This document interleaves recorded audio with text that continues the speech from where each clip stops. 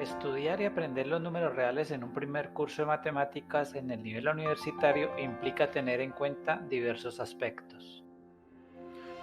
¿Cuáles son los aspectos que se deben tener en cuenta para estudiar y aprender los números reales?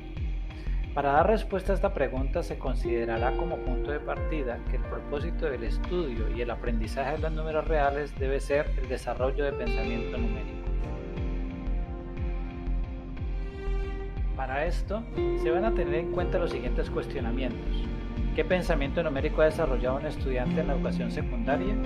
¿Qué pensamiento numérico se debe desarrollar en la educación universitaria? Si al primero se le llama elemental y al segundo avanzado, ¿cómo dar continuidad al paso o tránsito de un pensamiento numérico elemental a uno avanzado? ¿Qué y cómo se organiza el estudio del aprendizaje de los números reales? El estudio y aprendizaje de los números reales requerirá de una actividad matemática donde no solo se debe tener en cuenta una organización matemática centrada en contenidos, sino una organización didáctica centrada en el desarrollo de competencias.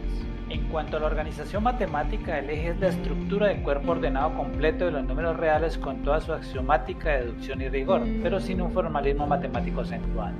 Se estudiarán los diferentes conjuntos numéricos con sus relaciones de pertenencia e inclusión y con las diferentes formas de representación de sus elementos.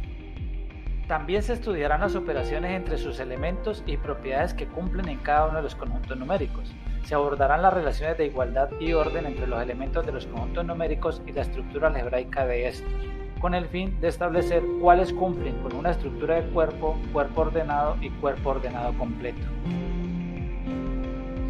En relación con la organización didáctica, se parte de los planteamientos hechos para la secundaria. En estos, se interrelacionan varios aspectos: las competencias generales que deben desarrollar los estudiantes, interpretar, argumentar y proponer, y los procesos de la actividad matemática con los cuales deben desarrollarlas. Para el caso del pensamiento numérico elemental, se tiene formular y resolver problemas, modelar procesos y fenómenos de la realidad, comunicar, razonar y formular, y comparar y ejercitar procedimientos y algoritmos.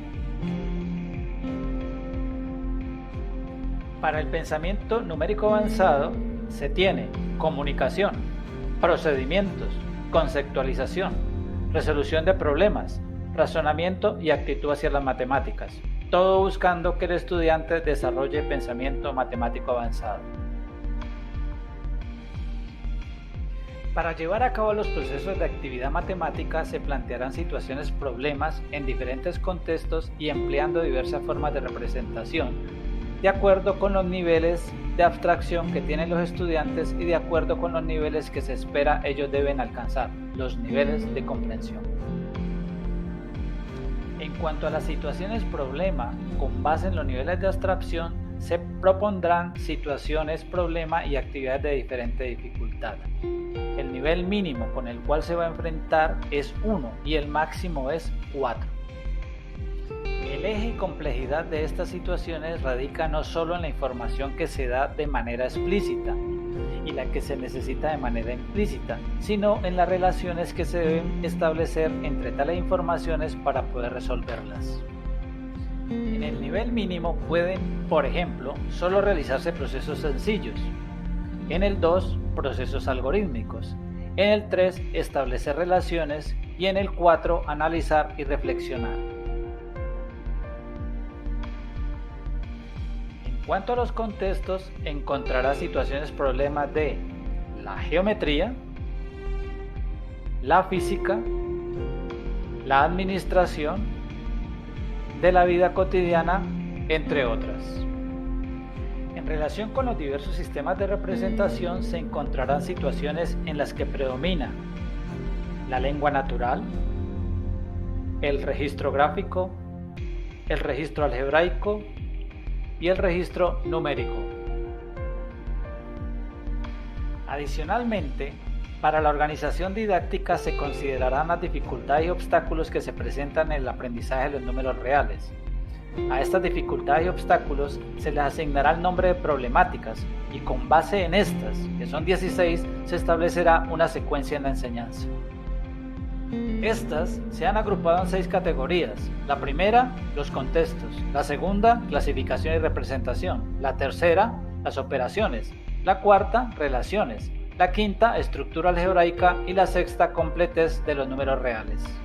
En la primera categoría se estudiarán algunos contextos en los que hacen presencia o son necesarios los conjuntos numéricos y sus operaciones. Esto se hará a través de contar, medir y comparar, parte todo, razón, porcentaje, notación científica, representación en la recta numérica, como cociente de dos números si es posible y como decimal. También se estudiará la notación polinómica de los reales y la distancia entre dos números en la recta numérica, introduciéndose así el concepto de valor absoluto. Para cada caso se tendrán en cuenta contextos geométricos de la vida cotidiana, de las ciencias experimentales, de la administración, de la economía, de la ingeniería, entre otros. En la segunda categoría se estudiará la clasificación de los diferentes conjuntos numéricos que conforman los números reales, la relación de inclusión entre ellos y la relación de pertenencia entre elemento y conjunto. Para esto se tendrán en cuenta las diversas representaciones: mixto, decimal, cociente de números reales, notación científica y polinómica y recíproco de un número real. En la tercera categoría se estudiarán las operaciones en cada uno de los conjuntos numéricos, la jerarquía de las operaciones y de los signos de agrupación. También la forma de determinar el signo cuando se realizan operaciones entre dos o más números en sus diversas representaciones, partiendo de casos particulares hasta llegar a hacer una generalización de este proceso.